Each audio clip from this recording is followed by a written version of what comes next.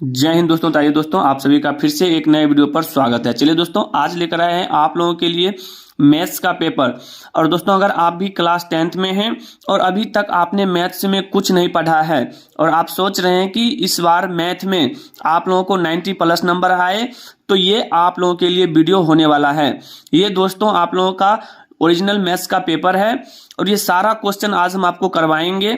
अगर आप 14 फरवरी को, अगर आपका एग्जाम 14 फरवरी को है मैथ्स का, ये सारा क्वेश्चन देख लें और उम्मीद करेंगे ये जितना भी क्वेश्चन हम बतला रहे हैं, अगर ये सारा क्वेश्चन आप लोग सही ढंग से पढ़कर जाते हैं तो आप लोगों को मैथ्स में 90 प्लस नंबर लाने से कोई नहीं रोक सकता है। और केवल वही क्वेश्चन आज हम आपको कराएंगे जो आपके बोर्ड एग्जाम 2023 में पूछा जाएगा। दोस्तों, सारा चीज हम आपको क्लियर करेंगे, एक एक क्वेश्चन को हम बनाएंगे, सॉल्व करेंगे, उसके बाद बताएंगे।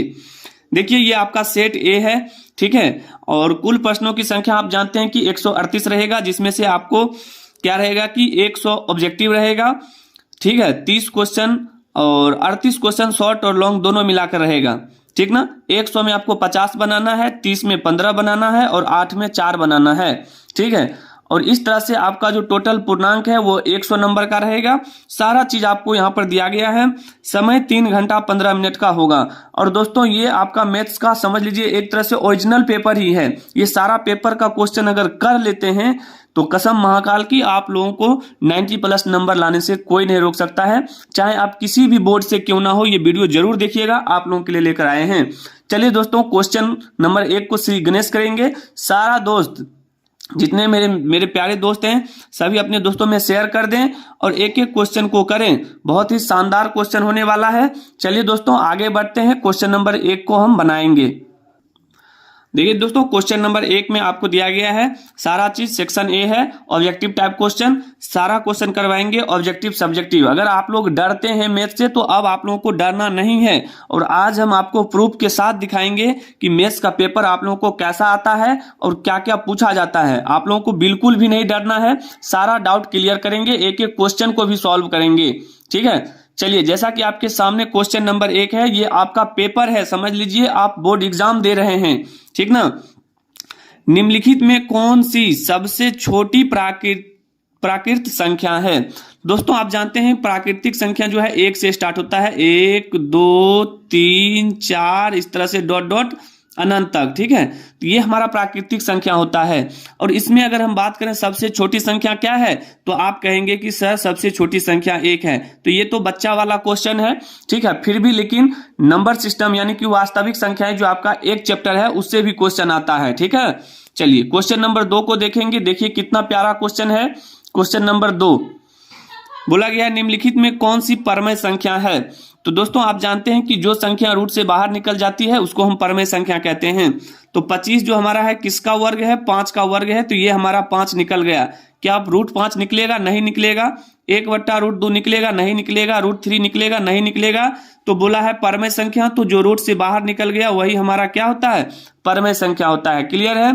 चलिए दोस्तों, अब हम देखेंगे क्वेश्चन नंबर 3 को। अब दोस्तों, आपके सामने है क्वेश्चन नंबर 3। बोला है कि निम्नलिखित में कौन सी अपरमेय संख्या है। तो अपरमेय संख्या किसको बोलते हैं, जो रूट से बाहर नहीं निकलता है। तो बताइए 16 निकलेगा, कितना हो जाएगा, 16 का 4 हो जाएगा। ये √5 गुना √5 कितना होगा, 5 होगा। तो ये सारा चीज क्या है हमारा, ये सारा चीज हमारा परमेय संख्या है। अब यहां पर देखिए, जब इसको हम सॉल्व करेंगे तो यहां से काटेंगे तो यहां रूट में आ जाएगा 1/3। अब बताइए 1/3 क्या रूट से निकलेगा? नहीं निकलेगा। तो जो संख्या रूट से नहीं निकलेगा वही हमारा क्या होता है, अपरमेय संख्या होता है। और 1.3 है तो ये भी हमारा क्या है, परमेय संख्या है। क्लियर है। सारा क्वेश्चन का डाउट जो भी है क्लियर करते चलेंगे। और ये अंतिम मौका है, 14 फरवरी को इस बार 90 प्लस फोड़ना है। ये वीडियो को पूरा देखिए दोस्तों, आप लोगों का ये पेपर है और आप लोग इस क्वेश्चन को जरूर पढ़कर जाएं। यदि P और Q दो अभाज्य संख्याएं हैं तो उनका मौसो क्या होगा। दोस्तों, आप जानते होंगे कि किसी भी दो अभाज्य संख्या का मौसो हमेशा 1 होता है। ये आप लोगों को समझ में आना चाहिए। अब कैसे होता है, एक एग्जाम्पल के माध्यम से समझा रहे हैं। अब देखिए, जैसे बोला है कि P और Q दो अभाज्य संख्या, तो आप अपने मन से दो अभाज्य संख्या लीजिए। जैसे हम मान लीजिए 2 लेते हैं और 1 लेते हैं 3। अब बताइए 2 और 3 का जो है मौसो कितना हो जाएगा, तो इनका जो मौसो हो जाएगा वो कितना हो जाएगा, आप बोलेंगे 1 होगा। इस तरह से आप किसी भी एग्जाम्पल को ले लीजिए, अगर आप यहाँ पर 4 और 5 भी लेते हैं तो इनका भी निकलेगा मौसो कितना, इनका भी मौसो निकलेगा 1। तो इस तरह से हम कह सकते हैं कि किन्हीं 2 अभाज्य संख्याओं का मौसो हमेशा हमेशा ये 1 ही होगा, इसके अलावा कुछ नहीं हो सकता है। क्लियर है? चलिए दोस्तों अब हम आगे समझेंगे क्वेश्चन नंबर 3 को। ठीक है, क्वेश्चन नंबर 3 जो कि बहुत ही प्यारा क्वेश्चन है और ये सारा क्वेश्चन आपके पेपर का है। ठीक ना, बोला गया है 0.13 के पावर वहां पर रेकरिंग है, बोला इसका मान क्या होगा।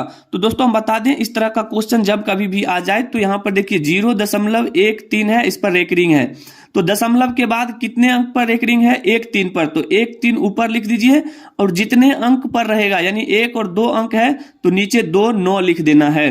ठीक है, इस तरह से आपका ऑप्शन नंबर हो जाएगा सी राइट आंसर। और हम बता दें कि अगर मान लीजिए कि 0.125 है और इस पर मान लीजिए रेकरिंग है तो आप क्या लिखेंगे, ऊपर वाला वैसा ही रहने दीजिएगा और नीचे देखना है कि दशमलव के बाद कितना अंक है, 3 अंक है, तो नीचे 3 9 देना है और यही आपका क्या होगा, राइट आंसर हो जाएगा। तो दोस्तों उम्मीद करेंगे कि आपको ये समझ में आ गया होगा। आगे बढ़ते हैं, क्वेश्चन नंबर 6 को देखेंगे। दोस्तों अब क्वेश्चन नंबर 6 है और दोस्तों 14 फरवरी को अगर आपका मैथ्स का एग्जाम है तो ये क्वेश्चन देखकर जाएं। ये 14 फरवरी का मैथ का पेपर है और जितने भी स्टूडेंट सोच रहे हैं कि मैथ्स में हम अभी तक कुछ नहीं पढ़े हैं, क्या करें, कैसे लिखेंगे, क्या पूछा जाएगा, तो आप लोगों को बिल्कुल भी घबराना नहीं है। ये सारा क्वेश्चन कर ले, यही पेपर रहेगा और यही सब क्वेश्चन रहेगा। ठीक है, इससे बाहर नहीं आएगा एक भी क्वेश्चन, सारा क्वेश्चन कर ले, 90+ तो पक्का आएगा, ये मेरा 100% गारंटी है और ये पेपर है तो आएगा ही आएगा। ठीक है, देखिए 18 तथा 72 का मौसो क्या होगा। दोस्तों एचसीएफ देखिए कितनी छोटी छोटी चीजें पूछा गया है, इतना आसान क्वेश्चन। अब बताइए 18 और 72 का लॉसो क्या हो जाएगा, मौसो यानी कि एचसीएफ। तो 18 और 72 का एचसीएफ आप निकाल सकते हैं कैसे, देखिए सबसे पहले आपको 18 को क्या करना है, अभाज्य गुणनखंड के रूप में तोड़ना है। तो इसको आप कहेंगे कि 3 गुना 3 गुना 2 हो जाएगा। क्लियर है? फिर उसी तरह से 72 को तोड़ेंगे, 72 को, तो 72 को क्या लिखेंगे, 3 गुना 3 फिर 2 गुना 2 गुना 2, देखिए 3 3 9 दूनी 18 दूना 36 दूना 72 हो गया। अब जानते हैं कि एचसीएफ जो हमारा होता है, एचसीएफ यानी कि मौसो, वो दोनों में जो कॉमन रहता है वही होता है। तो अब देखिए यहां से 1 3 इससे निकाल लीजिए, फिर देखिए 1 3 इससे निकाल लीजिए, सेम में से 1 बाहर निकालना है, फिर इसमें भी 2 है, इसमें भी 2 है, 1 2 बाहर, अब नहीं मिल रहा है छोड़ दीजिए। 3 तिया कितना हो जाएगा, 9 दूना 18, यानी कि आपका एचसीएफ कितना हो जाएगा, 18, और यही आपका राइट आंसर होगा। दोस्तों इतना आसान क्वेश्चन रहेगा ना कि पेपर देखते ही आप खुश हो जाएंगे, खुशी से उछल जाएंगे। ठीक है मेरे प्यारे दोस्तों, सारे दोस्त इस क्वेश्चन को पढ़कर जाइएगा, एक भी दोस्त को मतलब छोड़ना नहीं है क्वेश्चन। ठीक है, 7 नंबर बोला गया है √12 का परमेकरण गुणांक है। काफी आसान क्वेश्चन है। √12 को क्या करें, आप तोड़कर कैसे लिख सकते हैं, तो देखिए √12 को आपको ऐसे लिखना है, √12 है ना, तो 12 को लिखेंगे 2 गुना 2 गुना 3। क्या आप लिख सकते हैं कि नहीं, बिल्कुल लिख सकते हैं। अब देखिए 2 अंदर में, रूट के अंदर में 2 2 है, 1 2 बाहर कीजिए और इसको लिखेंगे 2√3 और देखिए कि ऑप्शन कहां पर मिल रहा है, ऑप्शन नंबर डी, और यही आपका क्या है, परमेकरण गुणांक है। ठीक है, इस तरह से क्वेश्चन आ जाएगा तो आपको कर लेना है, बिल्कुल भी घबराना नहीं है। अब आगे देखेंगे क्वेश्चन नंबर 8, देखिए कितना आसान क्वेश्चन है। बोला है यदि p एक धनात्मक पूर्णांक है तो धनात्मक सम पूर्णांक का रूप क्या होगा। p बोला है धनात्मक है तो p हम धनात्मक लेंगे। अब हमेशा आपको मान लेना है 1 2 3 4, इस तरह से ये हमारा क्या है, धनात्मक संख्या है। तो बोला है तो धनात्मक सम पूर्णांक का रूप क्या होगा। तो आप देखिए ये p का मान सभी ऑप्शन में रख के देखिए कि किस समीकरण से, ऑप्शन से आपका जो है वैल्यू सम आता है। तो अगर मान लीजिए p का मान 1 रखेंगे तो यहाँ पर इसका मान कितना हो जाएगा, 2, देखिए यहाँ क्या हो जाएगा, 2 हो जाएगा। ठीक है, अगर p का मान अगर 2 रखेंगे तो 4 आएगा, 3 रखेंगे तो 6 आएगा, 4 रखेंगे तो 8 आएगा। तो ये सारा क्या है, सम पूर्णांक है। लेकिन इसके अलावा आप किसी में भी रखिएगा तो आपको विषम आएगा, लेकिन हमको क्या बोला है, सम पूर्णांक होना चाहिए। तो ऑप्शन नंबर ए आपका क्या होगा, राइट आंसर होगा। ठीक है दोस्तों, तो चलिए दोस्तों अब हम आगे बढ़ेंगे, क्वेश्चन नंबर 9 को देखते हैं। दोस्तों अब आपके सामने है क्वेश्चन नंबर 9, जो कि कितना आसान है और आप लोग पढ़े भी होंगे। निम्नलिखित में किसका दशमलव प्रसार शांत है? सारा क्वेश्चन हम अपने स्टाइल में बताएंगे, एक भी क्वेश्चन मिस नहीं जाने देंगे। दशमलव प्रसार शांत।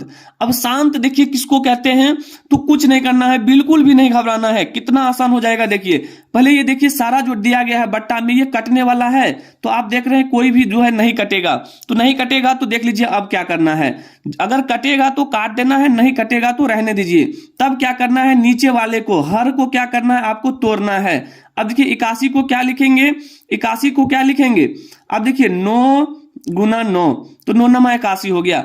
अब देखिए शांत के लिए क्या होता है कि जो हर होता है हमारा, याद रखिएगा हर हमेशा नीचे वाले को कहते हैं।